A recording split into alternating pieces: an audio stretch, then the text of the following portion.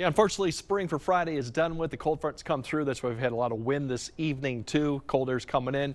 This disturbance going to provide for snow for tomorrow. We have the alert day conditions. We're not expecting any amounts like we saw with the last event, nor the wind either. So it's just going to be snow, maybe up to 6 inches, the highest total. That'll be isolated, very isolated spots, but it will create some hazardous travel, snow-covered roads. The temperatures are going to be in the 20s, too, so it definitely won't melt as much. Overall, the amounts, it's still kind of the same. It's right around the I-90 corridor when we could see that 3 to 6, and more areas will probably be 3 to 4 than 5 to 6 in that area. It has shifted back and forth, but still overall I think that's the likeliest area. Lesser as you go further north, but still you could pick up 1 to 3 on either side.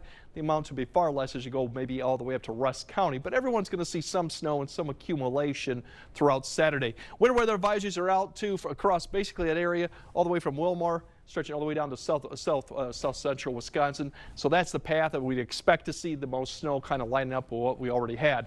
If you look at I-90, it's probably going to be worse than I-94. Travel conditions too. The snow really picks up towards the late morning or early afternoon. That's when you could get potentially that 1 inch per hour rate that really does start accumulating, and that would be the travel spots, the issues at I-90 going west to east. Probably worse conditions as you go further west, less as you go further east too, but all in all, it's going to be starting off fairly decent in the morning, but by late morning, that's when it begins to pick up for snow-wise. Now, overall right now, we still got a lot of 30s out there. We've dropped off quite a bit. Look at Minneapolis already down to 26 with the cold air coming in.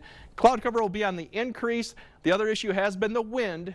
20 to 25 for a lot of areas throughout the evening hour. It will decrease, but it's going to be probably several more hours before that wind kind of drops off here as that system gets closer to the area. There's the one right now. It's up to the north. It's going to be coming our way.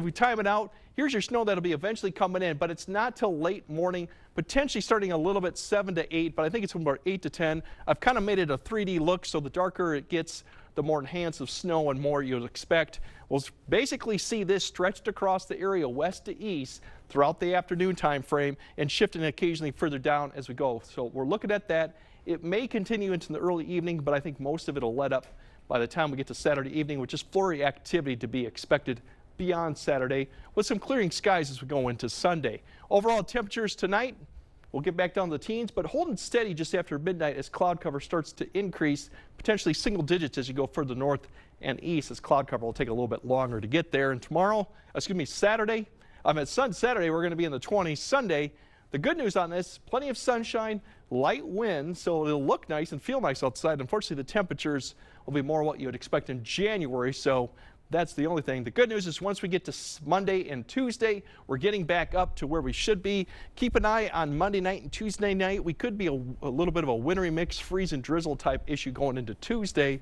And then the second half of next week is mild, but it's going to get wet, and we're talking about rain too, likely for a lot of those days as we get towards the end of next week. So if you're driving, just be aware tomorrow you will have snow probably all the way throughout most of the day, and it could have some slick roads. All right, a return to the winter. Exactly. Thanks, Greg.